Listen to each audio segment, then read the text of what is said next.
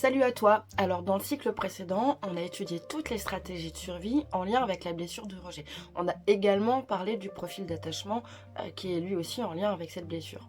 Aujourd'hui, on va aborder un nouveau cycle et il s'agira de la blessure d'abandon et de toutes les stratégies de survie ou de défense qui en découlent. Alors, concernant la différence, parce que c'est important de le préciser, concernant la différence entre le rejet et l'abandon. Le rejet, parce que ça se ressemble pas mal quand même.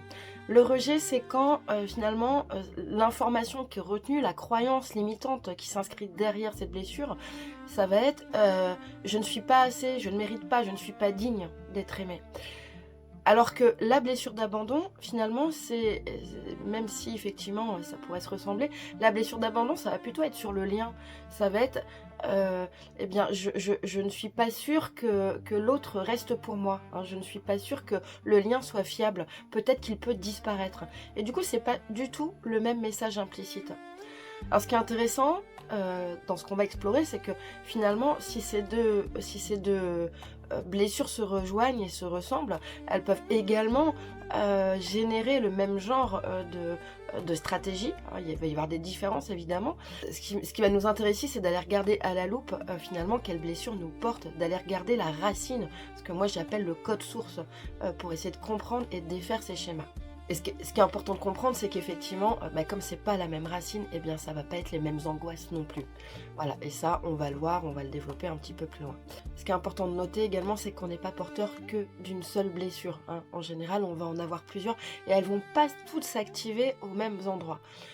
Par exemple, le rejet, il va s'activer effectivement plutôt sur un peu sur du constant, c'est-à-dire que je vais tout faire, je vais faire en sorte qu'on m'aime, hein, à l'extérieur de moi, je vais me projeter à l'extérieur de moi pour essayer d'avoir une image valorisée pour qu'on puisse m'aimer. La blessure d'abandon, elle va plutôt se réactiver sur le lien et sur le lien affectif en particulier. Donc on peut avoir des moments où certaines blessures vont se réactiver, et voilà, il y a des moments où les signaux d'alarme vont clignoter et vont réactiver le système nerveux qui va se mettre en hypervigilance. Voilà comment on pourrait expliquer un peu la situation. Ça peut par exemple être indispensable, être toujours au service des autres ou s'adapter énormément. Et ça va pas forcément provenir de la même source.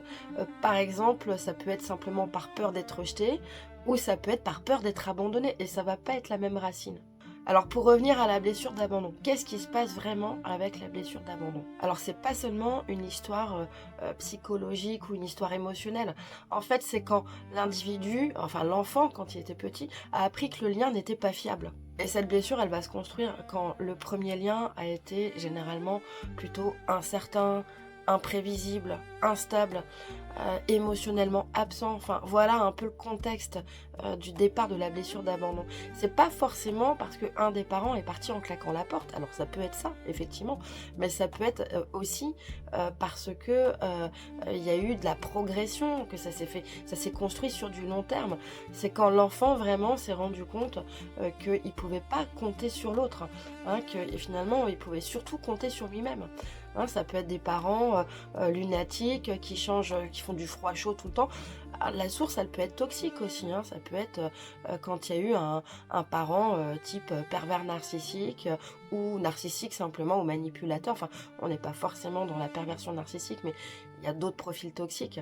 Hein, c'est quand, voilà, en tout cas, ce que l'enfant a pu comprendre, c'est que le lien était insécurisant et que finalement, il ne pouvait pas vraiment compter dessus. Que même parfois il fallait qu'il anticipe les mouvements d'humeur, les changements d'humeur pour être capable d'assurer sa propre stabilité.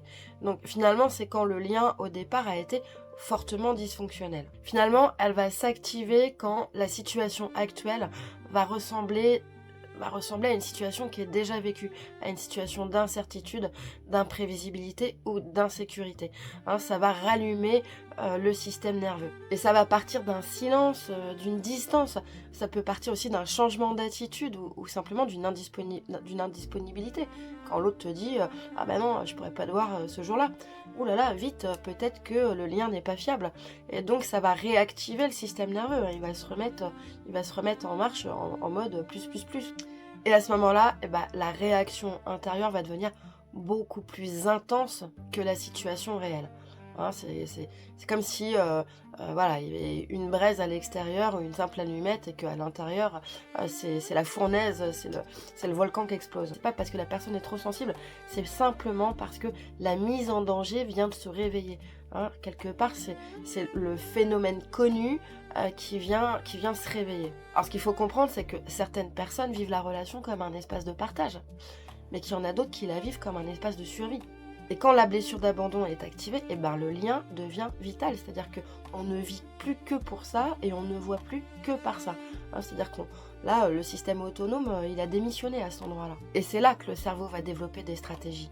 Alors, c'est pas des faiblesses, c'est pas des erreurs, c'est pas des handicaps. C'est simplement des stratégies pour survivre et pour dépasser ce sentiment extrêmement malaisant d'avoir l'impression qu'on va perdre le lien.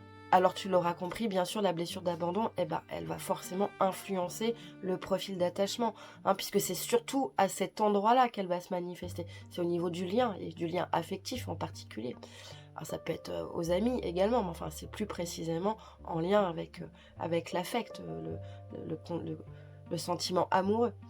Donc ça va nous faire glisser vers un profil d'attachement anxieux, c'est-à-dire qui va chercher le lien, qui va courir après, qui va plutôt être dans la fusion, dans la dépendance.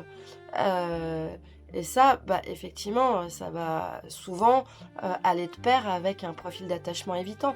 C'est-à-dire que pour revivre systématiquement ce qu'on a déjà connu, hein, on ne fait pas exprès de le répéter, et quelquefois on aimerait bien répéter, enfin ne pas le répéter, mais pour revivre finalement le contexte initial d'insécurité, on va précisément aller chercher le profil le plus éloigné du nôtre, hein, donc le profil d'attachement évitant.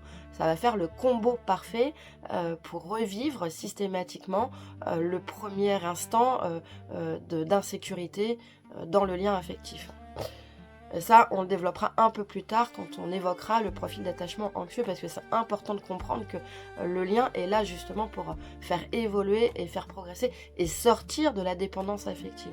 Voilà, en tout cas, le profil d'attachement anxieux, si on veut essayer de le comprendre déjà un petit peu maintenant, parce que ça va être aussi le fondement du développement des stratégies de survie que je vais aborder dans les épisodes suivants, eh bien ça va être la peur de perdre le lien, hein, particulièrement donc ce qui va créer ce système de dépendance. Ça va être également le besoin de proximité et de réassurance.